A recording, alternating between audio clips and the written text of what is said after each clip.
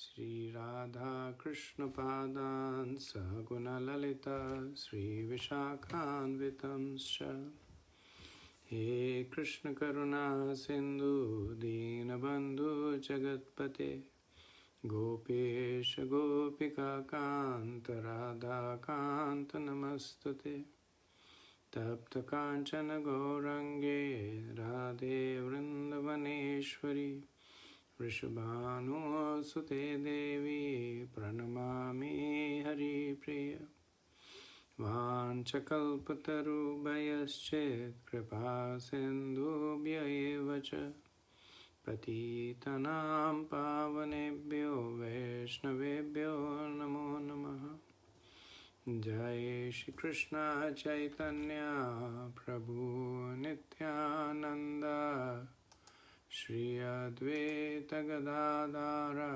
Srivasadi Gaura Bhakta Vrinda Hare Krishna Krishna Krishna Hare Hare Hare Rama Rama Rama Hare Hare Mukham karoti vachanam pangam langyate girem yat kripatamam vande Shri Gurudin Taranam Parmanandam Madhavam. Hare Krishna again. So Raghunatha Bhatta Goswami is one of the six Goswamis. Not much is known about him. He is fairly enigmatic, and he's the only one that did not leave behind any writings. The other Goswamis were prolific writers. Like we discussed, Jiva Goswami, he wrote 400,000 verses. Rupa Sanatan also wrote many books. Raghunath Bhatt did not write anything that is known of. What is known that Chaitanya Mahaprabhu, he considered his three attributes of him to be very special. His singing, his cooking, and his recitation of the Bhagavatam.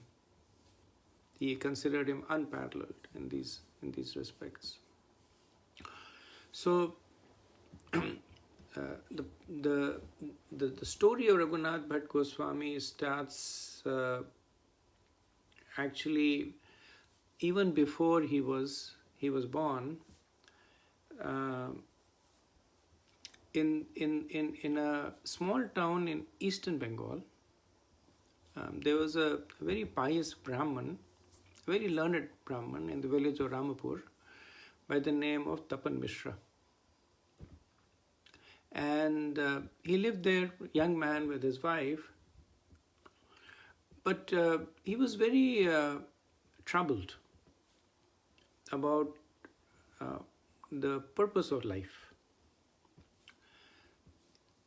And in order to get a sense of what is life meant to be, and being a very learned Brahman, he read all the scriptures that he could lay his hand on.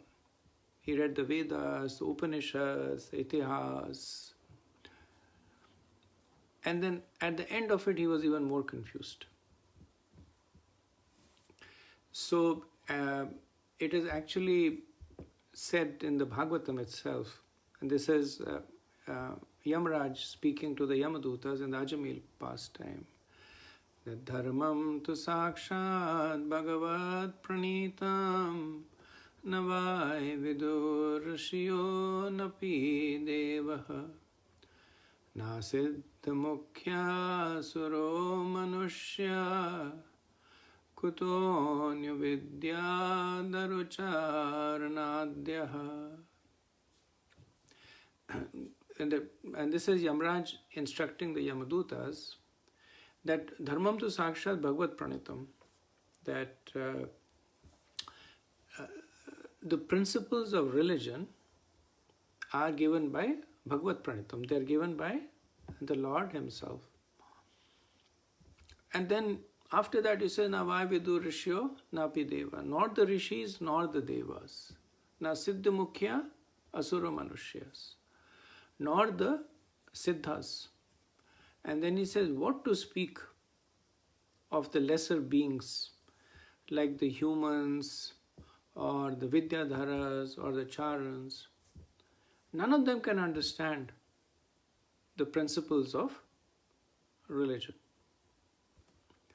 So, if one cannot understand the principles of religion, then why are they given? And this actually is explained by Chaitanya Mahaprabhu himself. So he quotes this verse from the Mahabharata, that Tarko pratishtha shrutayo vibhinna nasa vrishiryasya matam na bhinnam dharmasya tattvam nihitam guayam mahajano yena gatha supantha. So first Mahaprabhu says that he agrees that yes, very difficult to understand religion. And Tarko Pratishtaya Shrutaya Vibhanya. Why? Because he says you cannot understand it by logic. The dry arguments are inconclusive, right?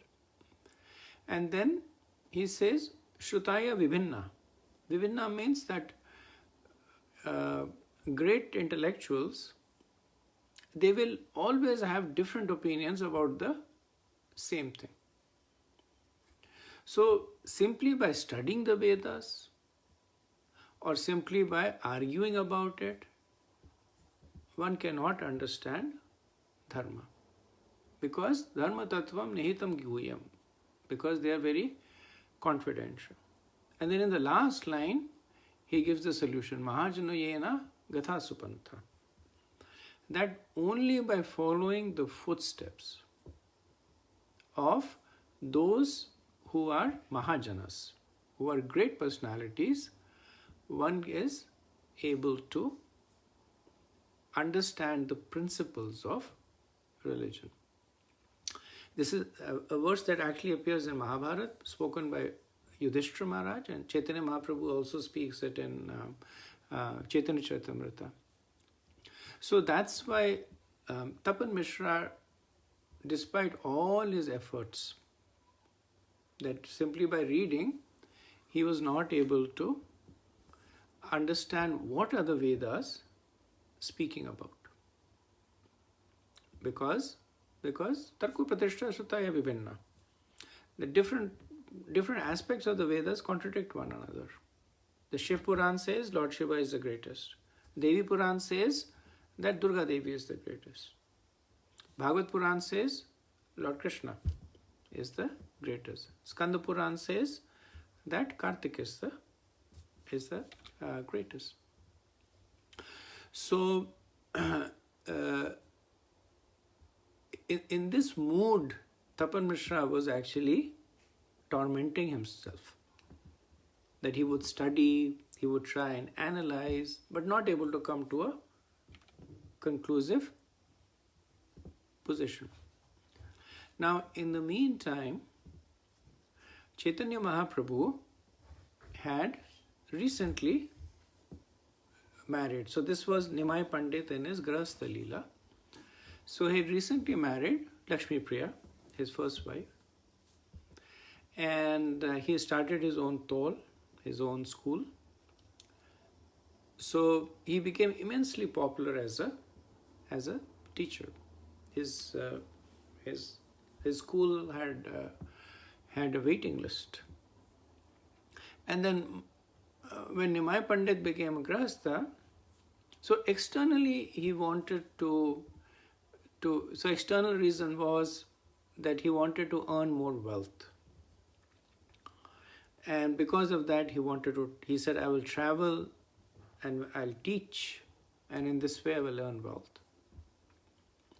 And internally, of course, his mood was to give mercy.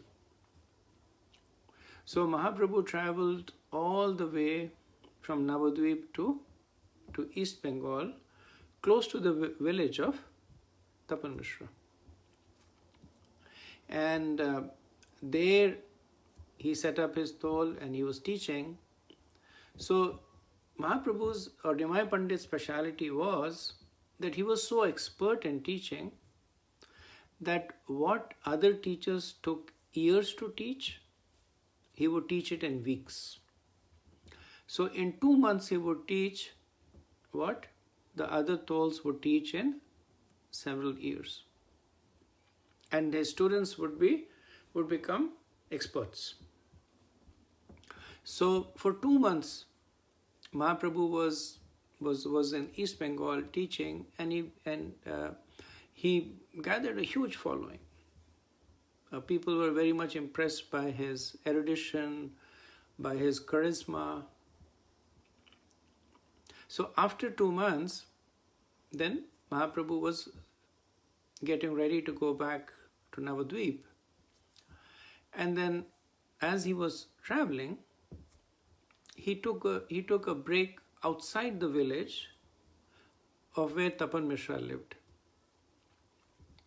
And that night, in a dream to Tapan Mishra, an effulgent figure appeared, a divine figure appeared and said that you have been sincerely seeking answers to your questions for so long.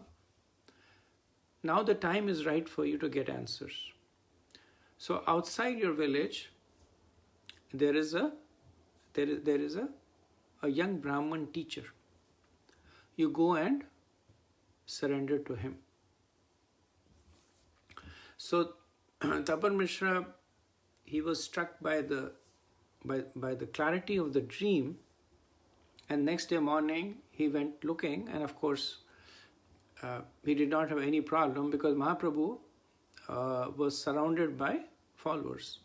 Many of his students that he had taught, they did not want to let go of him, so they were traveling back with him. And wherever he went, he attracted crowds because of his fame. So Tapan Mishra, in all this crowd, at the center was Nimai Pandit, and Tapan Mishra tried to get in, and finally he was able to reach in front of Mahaprabhu, and he fell flat on the ground, giving obeisances. And then, with lot of humility and fervor, he asked the question to Mahaprabhu that, please tell me, what is sadhana and sadhya? So sadhana means what is the process, and sadhya means what is the goal. So Mahaprabhu, he took Tapan Mishra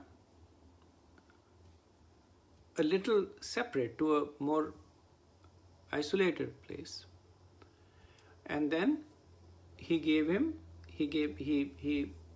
recited this shloka from the Bhagavatam: Kritya dhyayate Vishnu tretayam yajate mata dvapare paricharyayam kalotadhari kirtana. That the sadhana is different in different ages. The process is different. Kritya dhyayate Vishnu. That meditation was the process in Satyug. Tretayam yajato maka. Performing fire yagyas was the process in Treta Yuga. Dvapare paricharyayam. In Dwapar, elaborate temple worship, deity worship was the process. Kalautatthari kirtanam. And in the age of Kali, the process is kirtan. And then what to chant? Mahaprabhu said, you chant the Hare Krishna Mahamantra. So he said, Hare Krishna, Krishna Krishna, Hare Hare, Hare Rama, Rama Rama, Hare Hare. Iti shodashkam namanam kalikalantram nashanam nat pratyapaya sarvavedeshu drishyate. So this appears in the Yajurveda, in the Krishna Paksh, in the Kali Sanatana Upanishad. So this is actually a conversation between Brahma and Narad Muni. And Narad Muni asked Brahma that, what is the hope for the people in the age of Kali? That they are so fallen, they are not able to perform austerities, they are not truthful, they are quarrelsome, so many bad qualities. What is hope for them? And then Lord Brahma, he says, Iti Shodashkam Namanam. He said, this Hare Krishna Mahamantra, this 16-syllable Hare Krishna Mahamantra, Kalikarantam Nashanam, will destroy all the inauspiciousness of this age of Kali. Nata Paratro Paya. Now this is the conclusion of Sarvavedeshu Drishyate. That this is the conclusion of all the Vedas. So Mahaprabhu told Tapan Mishra, this is sadhana for you. That chanting the holy name and specifically chanting the Hare Krishna Mahamantra. And the sadhya, the goal for you is Krishna Prema. Is to develop love of Krishna. So potent were the instructions of Nimai Pandit that Tapan Mishra, his heart immediately developed this conviction, firm faith. So this is an exchange that happened in less than a few minutes, but enough for him to change his life and surrender to Nimai Pandit. So he said, I'm surrendered to you. Please let me know what to do. So Chaitanya Mahaprabhu, he says that you please go to Varanasi, or that time it was called Gaya. So Tapan Mishra was shocked, and he was hoping that Mahaprabhu would ask him to accompany him. And he said, but why to Varanasi? Varanasi is the headquarters for impersonalists. It's the place for Mayavadis. So Mahaprabhu says that no, you please go over there and you associate with devotees and always chant. And then he promised him that I will come and give you my association. Now remember, at this point Mahaprabhu is just 17 years old. He's just finished his own schooling. He's a 17-year-old boy, recently married. But his potency was so enormous that Tapan Mishra, who was older to him, he not only accepted his instructions, but he made them his life and soul. He said, if you want me to go to Varanasi, I will go to Varanasi. And following the instructions of Mahaprabhu, he wound up his household in East Bengal, traveled all the way to Varanasi, and began to live over there. So while they were living, then Tapan Mishra and his wife were blessed with a son, who was none other than Raghunath Bhatta. So from a very young age, Raghunath Bhatt, he displayed a very strong inclination to spirituality. And his parents also, they brought him up in a very spiritual Vaishnava environment. Now, while they were living, and several years passed, while they were living, then Mahaprabhu's Leela was unfolding. So from Nimai Pandit so almost 7 years after meeting Tapan Mishra, Nimai Pandit takes sannyas, and he becomes Krishna Chaitanya. And then after taking sannyas, he moves from Navadvip to Jagannath Puri. And then he goes on his famous South India tour. Then after that, he comes back to Puri, lives there for some time, and then decides to go to Vrindavan. So first time he decides to go, it fails, because he ends up in Ramakeli, meets Rupa Sanatan Goswami. They advise him to go back. So he goes back. He goes all the way till Kanai Natshala and then goes back.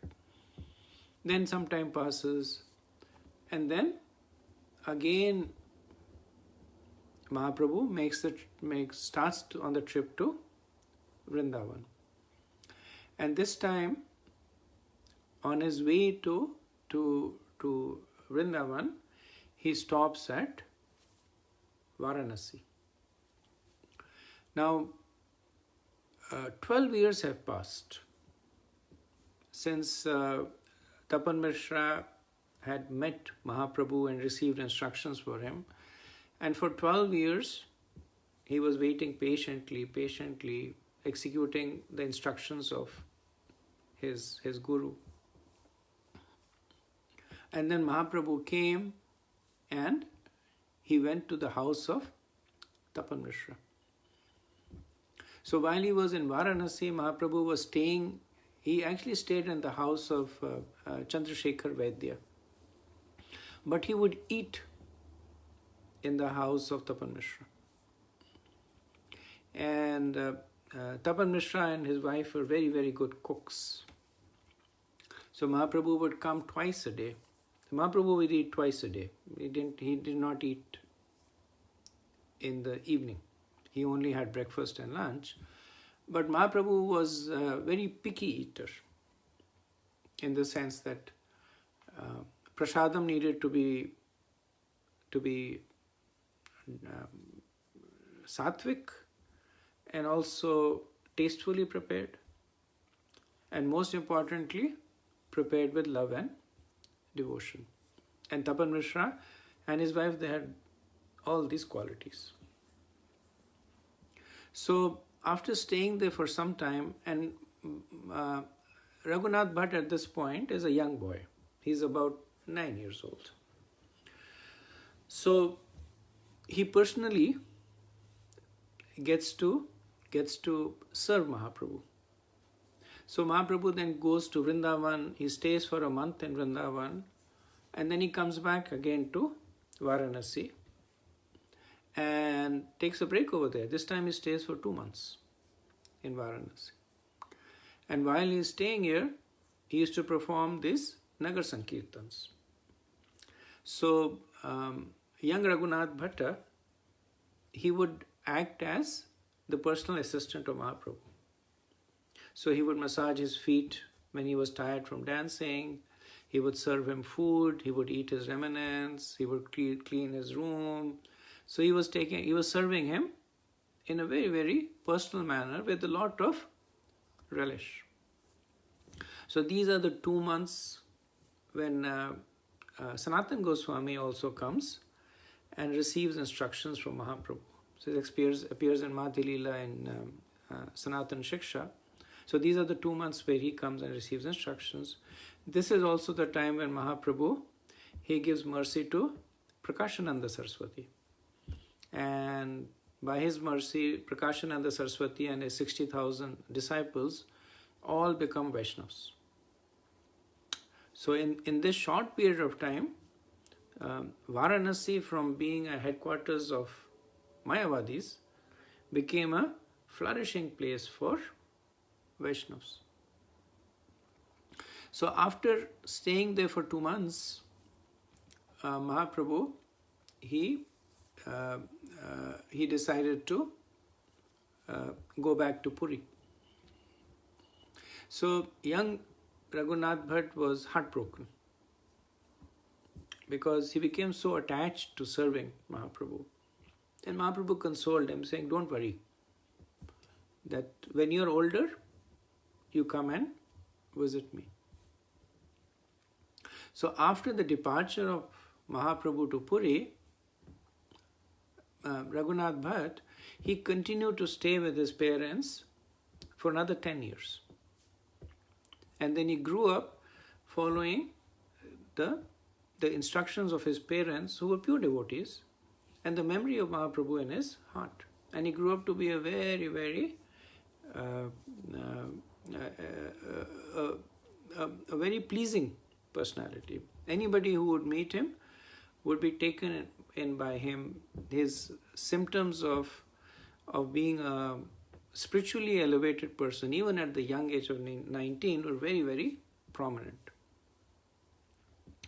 So the memory of Mahaprabhu continued to grow in his heart, and at 19 he was old enough, so he took his parents' permission, saying that I would like to go and visit Mahaprabhu in Puri.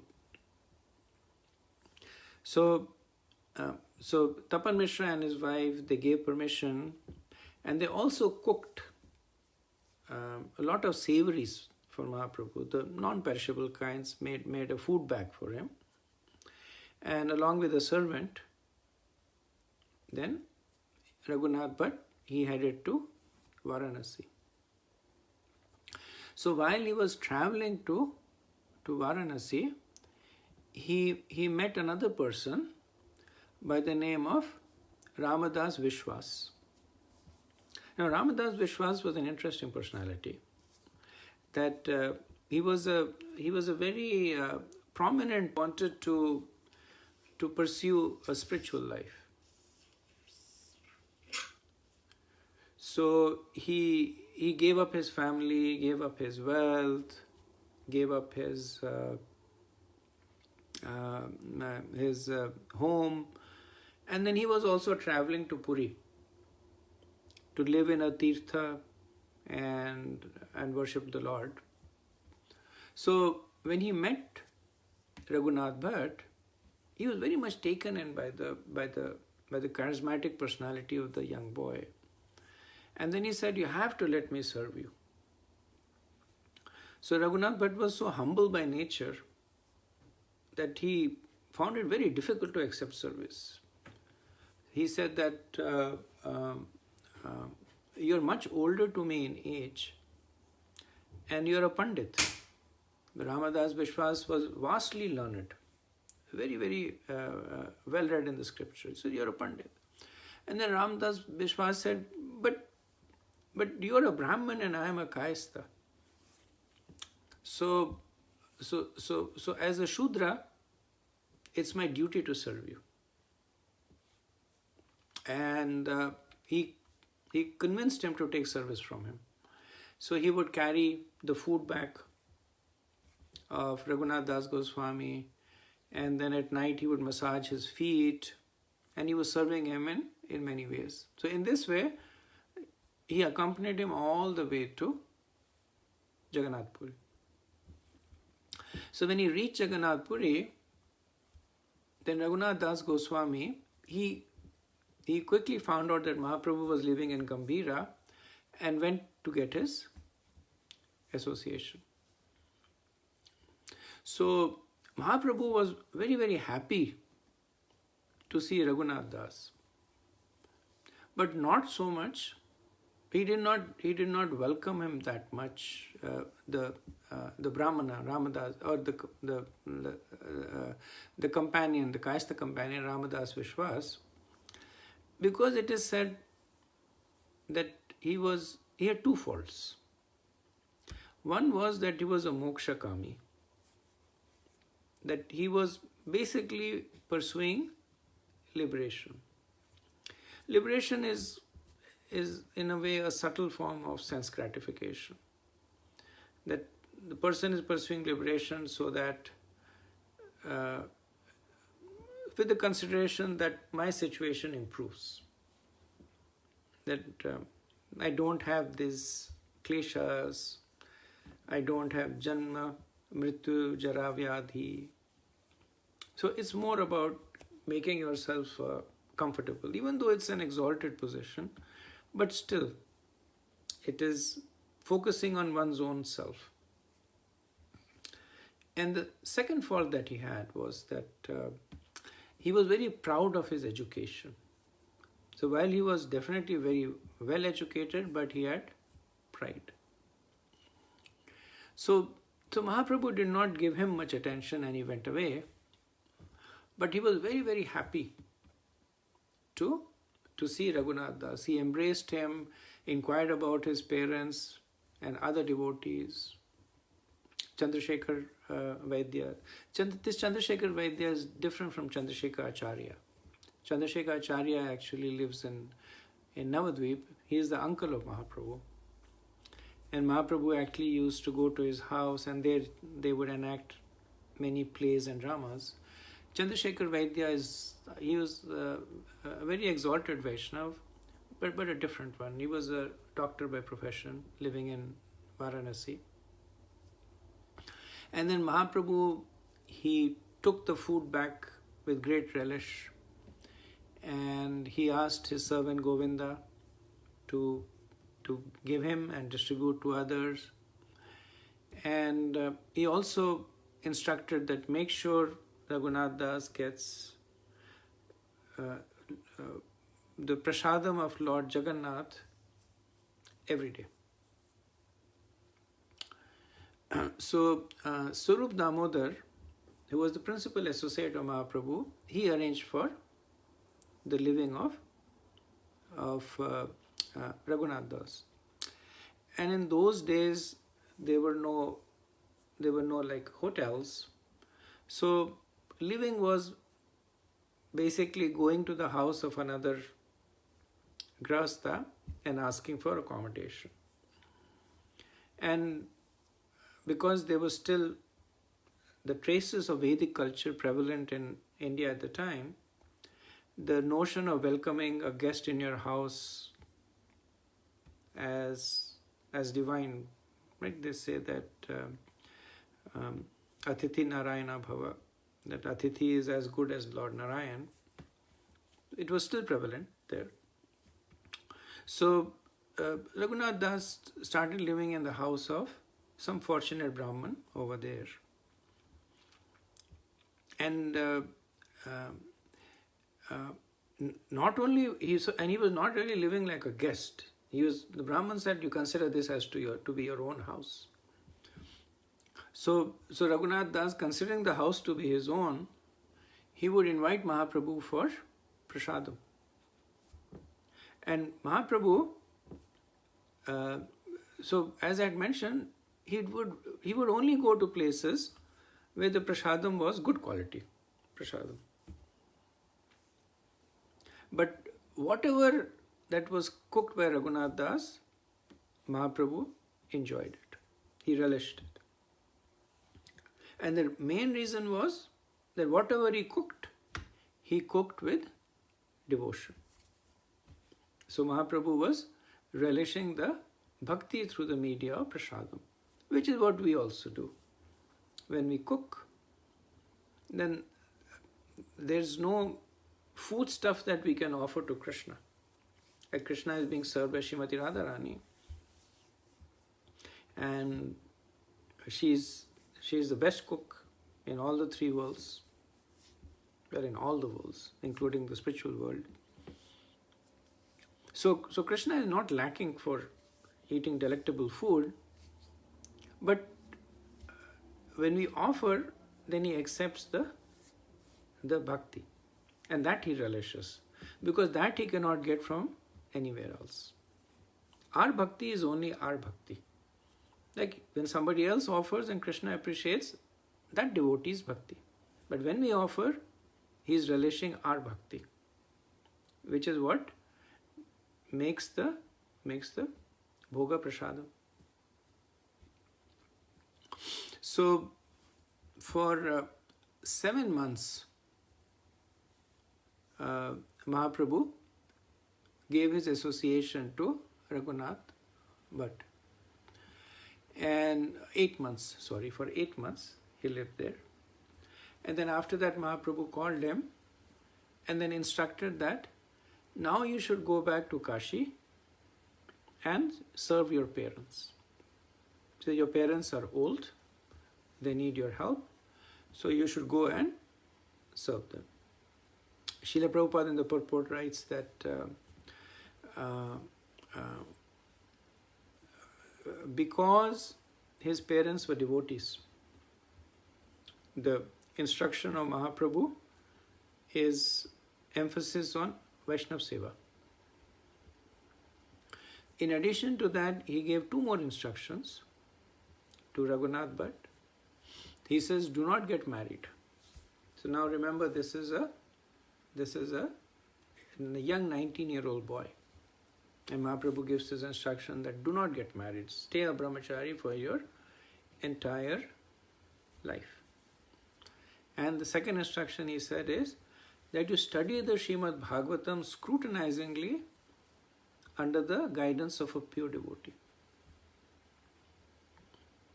And then he says, one day you will come back and meet me, and embraced him.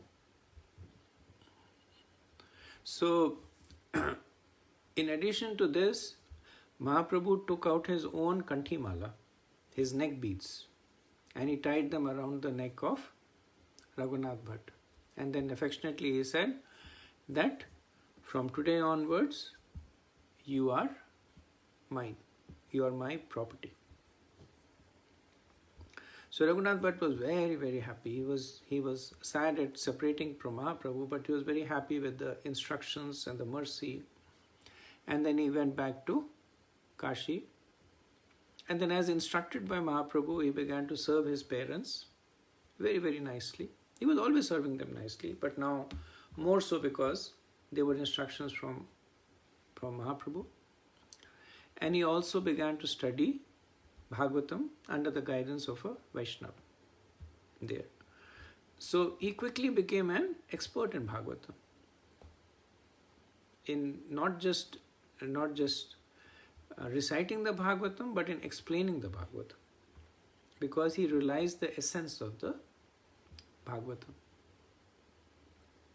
So in this way, about 4 years had passed, and after 4 years, both his parents, within a matter of a year, both his parents, they left their body.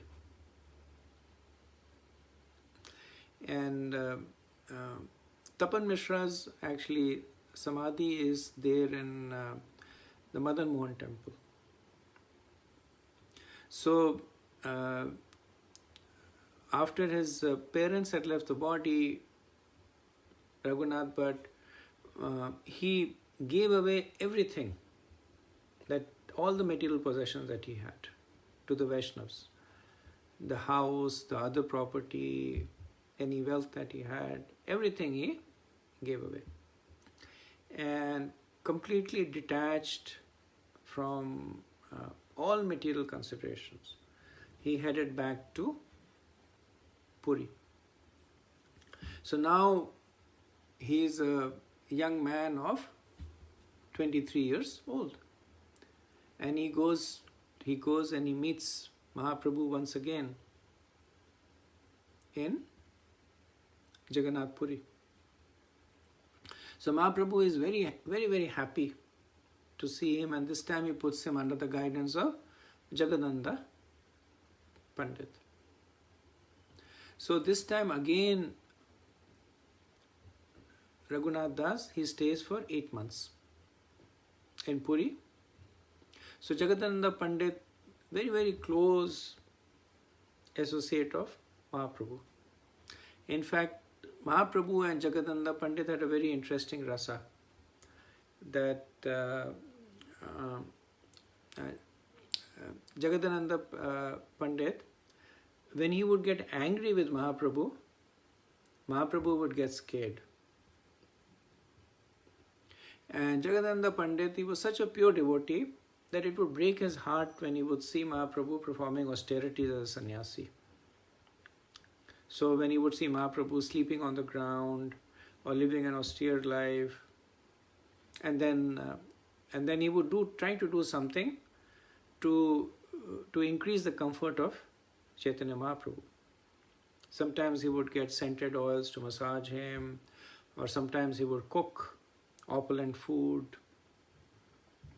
And Mahaprabhu would first refuse, saying, I'm a sannyasi, I can't take it. And then Jagannath Pandit would get angry.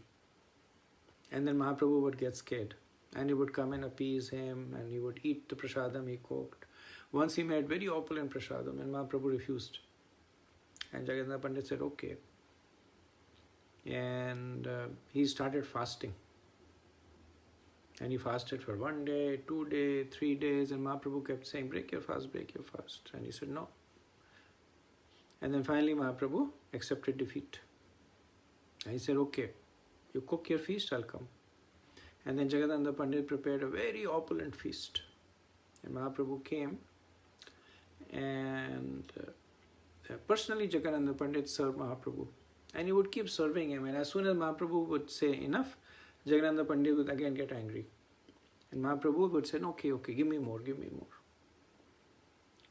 So, wonderful reciprocation between the Lord and his devotees, that the Lord by their love, they control, the devotees by their love, they control the Lord, to the point where the Lord actually becomes angry, becomes scared when they are angry. Jagannath Pandit is actually considered an incarnation of Satyabhama. So Satyabhama had this fiery temperament. She would keep Krishna under her control. So Jagannath Pandit was also an expert cook. And Raghunath Das, under his tutelage, would cook for Mahaprabhu.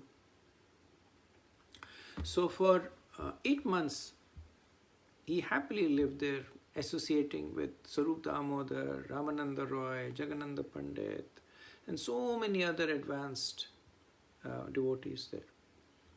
And then after that, Mahaprabhu called him and said that you should go to Vrindavan and take shelter of Rupa and Sanatan Goswami. Now Vrindavan is about 1,000 kilometers away from Jagannath Puri. And that the way of transportation at that time was mostly walking. So Raghunath Das understood that this meant that he would not see Mahaprabhu again. Very unlikely that he would see Mahaprabhu again. And factually that's what happened. That after this, after he went, he never saw Mahaprabhu again. So Mahaprabhu continued his, after the departure of Raghunath Das, Mahaprabhu entered into his Antilila, in which he displayed the Mahabhav of Srimati Radharani, and 6 years after that he wound up his pastime and disappeared. But Raghunath Das was a perfect disciple. For him, following the instructions of the Guru was much more important than his own personal preferences. So his preference was to continue to stay and serve Mahaprabhu. But Mahaprabhu said, the way to serve me is to go to Vrindavan. So he agreed.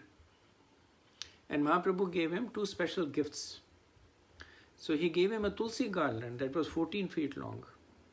That was the Maha of Lord Jagannath. And he gave him a tambul. Tambul is like supadi. That was offered to Lord Jagannath. So these 3 gifts Raghunath Das would cherish. The Kanti Mala that was given to him earlier on, this Tulsi Mala, and the Tambul. He considered them to be non-representative, not different from the Lord. And the Lord asked him to go to Vrindavan. So Mahaprabhu was generally, so this reflects more, I guess, the cultural differences at the time. That even though Vrindavan was a place of pilgrimage, but for the people in Gaudadesh, that part of India where Vrindavan is there was actually considered to be a very backward part of India. When once Jagannatha Pandit wanted to go to Vrindavan, then Mahaprabhu reluctantly gave him permission, but then he said that you have to be very careful. That area is infested with all kinds of thieves and bandits. And when they see a Bengali gentleman, they will steal from him. So he said, be very, very, very, very careful there. But Vrindavan was Vrindavan. Because the second instruction that he gave Jagannatha Pandit is that once you reach Vrindavan, do not mix freely with the residents of Vrindavan, because their mood is different. And this is an instruction that to this day is given to the followers of Mahaprabhu. Srila Prabhupada would give the same instruction to his disciples, that don't mix with the Brajbasis, because the mood of the Brajbasis is different. So if one tries to follow it, then one will fall down by imitation, or one may become judgmental, which will also be a cause of fall down. So the Brajbasis have a very intimate mood with Krishna. They don't really consider Krishna to be God. And they call him Kanha or Kalu, and they have this very personal. I remember once we were doing Govardhan Parikrama, and we were taking a rest at Radhakund, and another Brajbasi came and he put his feet into Radhakund to wash his feet. So Radhakund, the glories of Radhakund, that it is the highest place and you should take waters and put it on your head. So somebody in the group commented that, this is Radhakund, don't put your feet in there. And the Brajbasi says that your Krishna, he eats our remnants. I mean, he said it in local language. He says that he eats our jutan. Jutan means that food that we have tasted. He said, your Krishna eats our remnants. So where is the question of me being reluctant to put my feet into Radhakund? If Krishna puts his feet, I can put my feet. So generally that's why it is said that one should not stay for extended period of time. Prabhupada said sometimes 3 days, sometimes 5 days. Because after that one invariably starts committing offenses. We look at the Brajbasis, they curse a lot. They're very colorful language. Every word every sentence that they speak, they have so many curse words there. They have a very informal attitude towards Krishna. And even the 6 Goswami temples, because they were established by the followers of Mahaprabhu, the worship over there is more formal. It's like Lakshmi Narayan. But if you go to the Vrajvasi temples, there the worship is very, very informal. That there's no time regulation. Anytime they will go and they will put something in front of Krishna. They will use their own utensils to make offerings. They don't have separate utensils.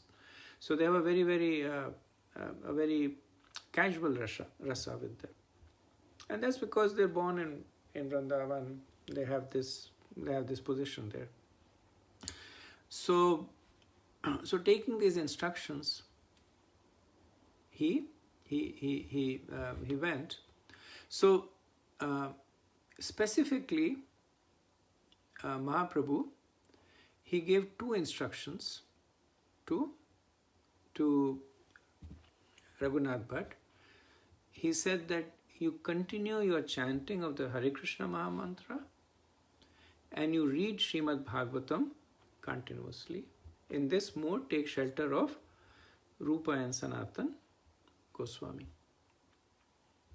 So Mahaprabhu to Sanatana Goswami, he had given this 5 instructions, like Krishna Bhakti, Krishna Prema, Seva Pravartana, Lupta Tirtha Udhara, Ara Vairagya Shikshana. That they had said that you do 5 things in Vrindavan. So one is explain Krishna Tattva. Second is explain Krishna Bhakti, devotional service. Third is you establish the centers for established temples. Fourth is Lupta Tirtha Udhara, that excavate the lost places of pilgrimage. And the last was Ara Vairagya Shikshana, that give the people instructions of how to adopt the renounced order or be renounced. Ara Vairagya Shikshana. So Raghunath Bhatt Goswami, bearing the instructions of Mahaprabhu, he reached Vrindavan, took shelter of Rupa and Sanatan Goswami. So at that time, Rupa Goswami was worshipping the deity of Govindadev. And very quickly, the service of Govindadev became the life and soul of Raghunath Das Goswami. So he became very, very attached to the deities. He would cook for them, he would make beautiful ornaments for them, beautiful clothes for them. And then, following the instructions of Mahaprabhu, he would every day recite Bhagavatam. And he had such a melodious voice that people would sit for hours and listen to him recite Bhagavatam. And Raghunath Das had this special ability that he could sing the verses of the Bhagavatam in different melodies, different tunes. So he would sing a verse in a particular tune and then he would sing it in a different tune. So 3 to 4 tunes, and all of them would be very, very pleasing. So when he would recite the Bhagavatam, he would display this sattvic bhav, and people sitting and watching and hearing him, they would become devotees just by seeing him, just by hearing the Bhagavatam. His recitation of the Gopi Geet was also very, very famous. So in this way, he lived in Vrindavan for the remaining portion of his life, which is about another 50 years. He lived in Vrindavan, and then after that he wound up his pastime, returned to the spiritual world. So it is said that he's like the other Goswamis. He's a Manjari by the name of Raga Manjari in his spiritual eternal form. So in Raghunath Bhatt actually is described briefly is described in the Antalila of Chaitanya Charitamrita. Forget the chapter in which is described, but then Krishnadas Kaviraj Goswami says that one who hears about the pastimes of Raghunath Das will get pure devotional service. And so we are fortunate that we have had this opportunity. I am fortunate that because of your mercy, we have had this opportunity to speak and hear the pastime. So we'll stop over here. Raghunath Bhatt Goswami ki jai. If you have any comments or any discussions, we can have that.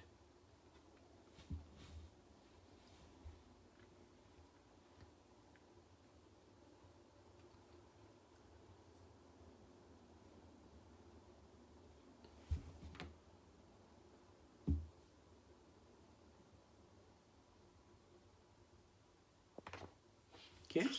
Hare Krishna Prabhuji. What question Prabhuji is among the 6 Goswamis, I heard one of the Goswami is from Srirangam. Is it the Gopal Bhatt Goswami Prabhuji or because It's Gopal Bhatt. He is the son of Venkat Bhatt. okay. Right. So we'll be speaking about him soon. Because he also got that Raghunath Bhatt, so I was confused. Thank you, Prabhuji. Yeah, we have two Raghunaths and two Bhatts. So we have Raghunath Das Goswami and Raghunath Bhatt Goswami. And then we have Raghunath Bhatt Goswami and we have Gopal Bhatt Goswami. Yes, Prabhuji. Thank you, Prabhuji. Hare Krishna Prabhuji.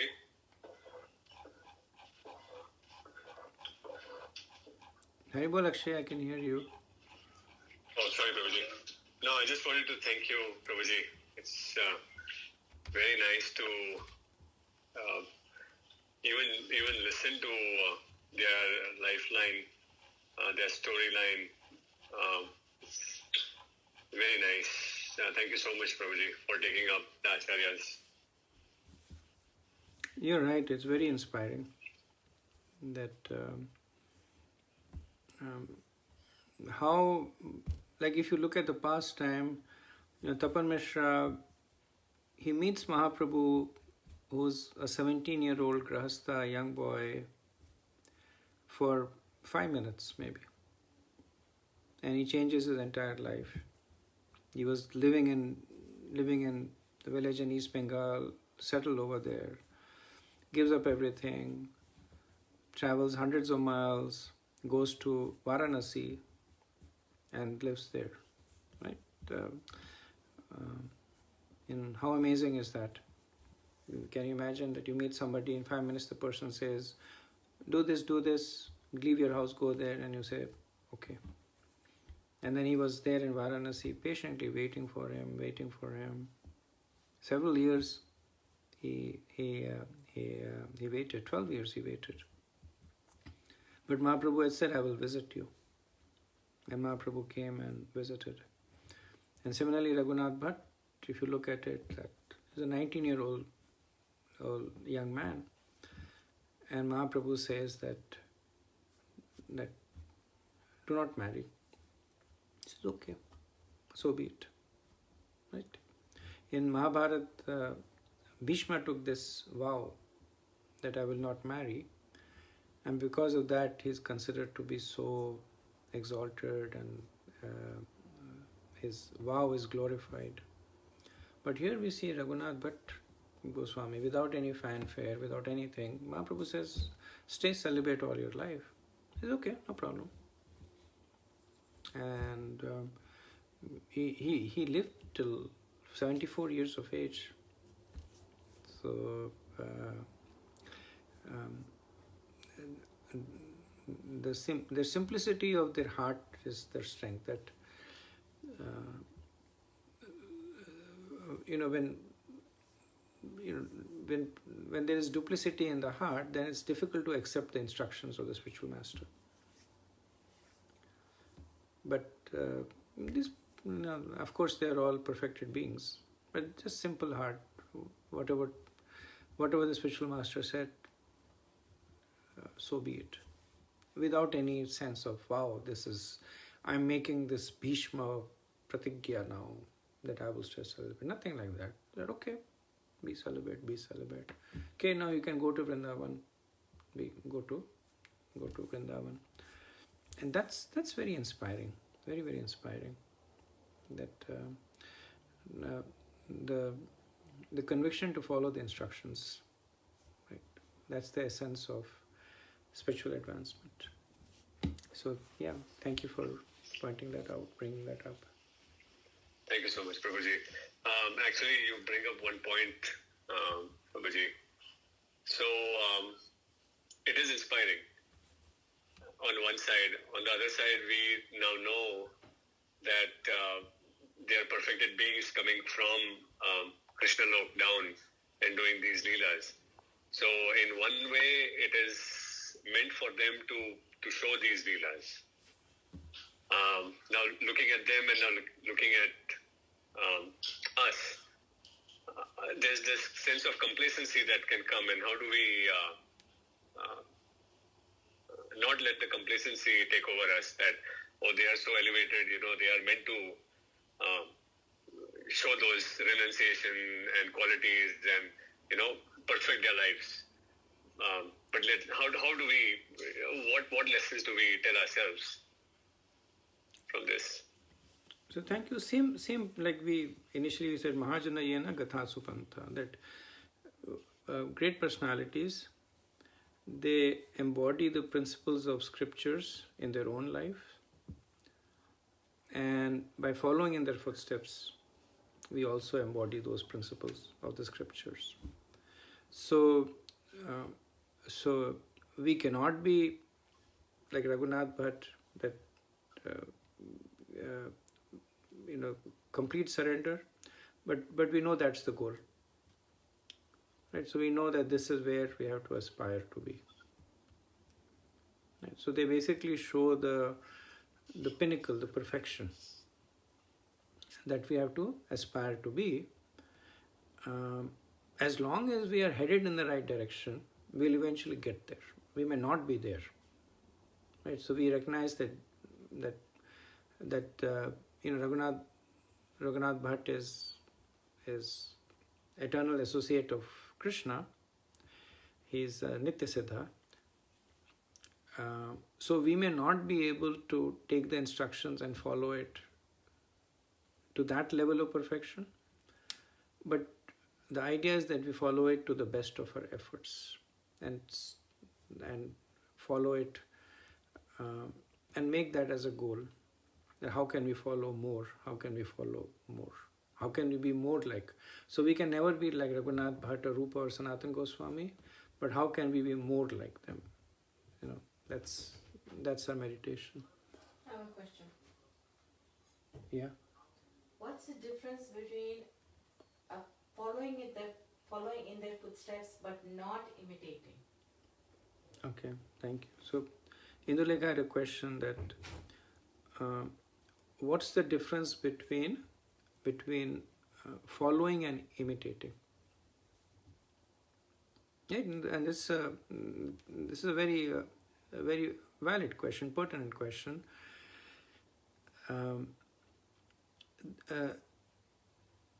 In a nutshell, the difference between following and imitating is awareness of one's own adhikar. That if one acts according to one's own adhikar, then one is following. So one follows according to one's adhikar. That I know that my adhikar is chanting 16 rounds a day. So I don't imitate Haridas Thakur and chant 23 hours a day. I can only chant for a couple of hours, 16 rounds. So this is me knowing my adhikar, right? So that means I don't imitate. Following means that I aspire to increase my relishing of the Mahamantra. I aspire to increase the amount of time that I chant. Prabhupada would say 16 rounds is minimum, right? Which means that he said you should try and increase your chanting. So adhikar should not result in complacency. Should not result in saying that this is my adhikar, so I can only chant so much, or I can only do so much. This is my adhikar. What can I do? Right. So this is where the tension between understanding the position of the acharyas and understanding your own position comes. Right. So when we understand the position of the acharyas, then they become our aspirational goal, that we have to become something like that. So if you are chanting 16 rounds, what is our constant aspiration? That we chant good quality rounds. We chant good quality rounds like Haridas Thakur or like the acharyas, right?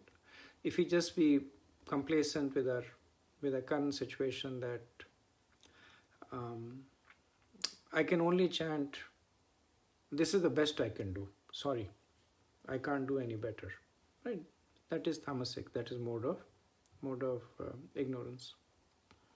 So this tension should always be there between, in our own spiritual life, tension in a positive way, of seeing where you are and being aware of where you would aspire to be, and then working towards that. Thank you so much, Prabhuji. Thank you.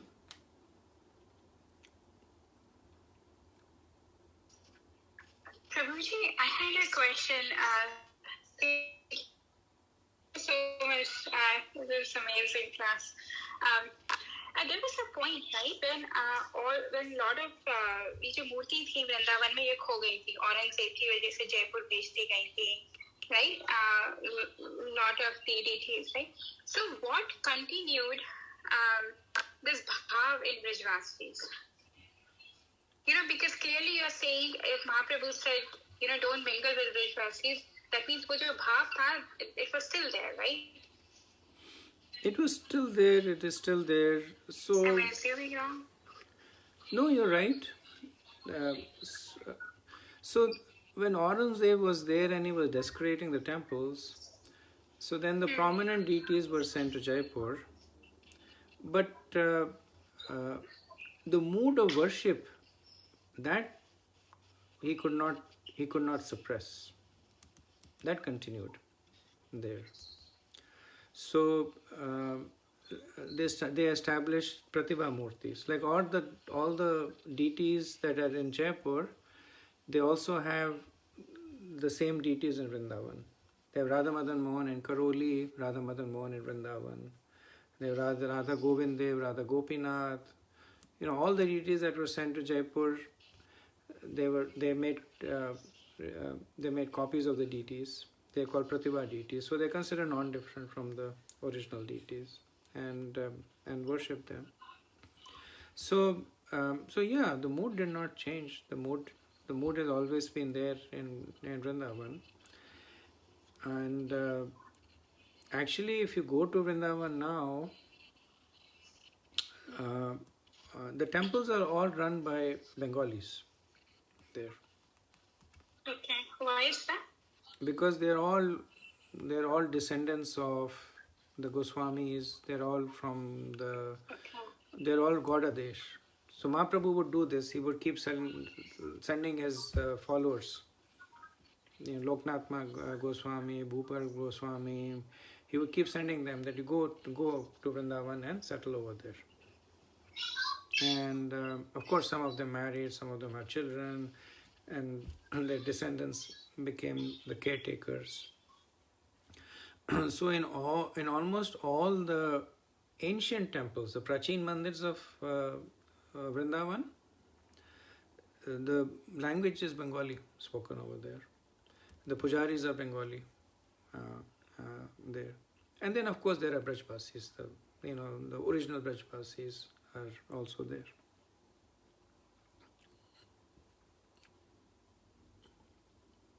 Okay. So, Prabhuji, this is contradictory, right? You're talking about Brijvasis as the highest, one of those highest disciples, right? And they're using colorful language. Bhakti makes you a lot more humble and a lot more tolerating, no? Which is why. And the colorful language comes when you're agitated. Which is why it's said that the Brajvasis will bewilder you. That they have so much of natural love for Krishna that it's difficult for us to understand that love. It's because we have taken birth in Krishna consciousness in the tradition of Mahaprabhu, which is more formal, sadhana. You see a deity, you fall to the ground and give obeisances. You see another Vaishnava, you treat that Vaishnava with utmost love and respect there. And so that's the mood that we aspire to cultivate. Brajvasis have a different mood. They will abuse each other a lot. Also, they take the deities they treat the deities with a lot of familiarity. But but the natural acceptance that they have for Krishna, that is something that we can't imitate, we can't cultivate. Haripur. Thank you.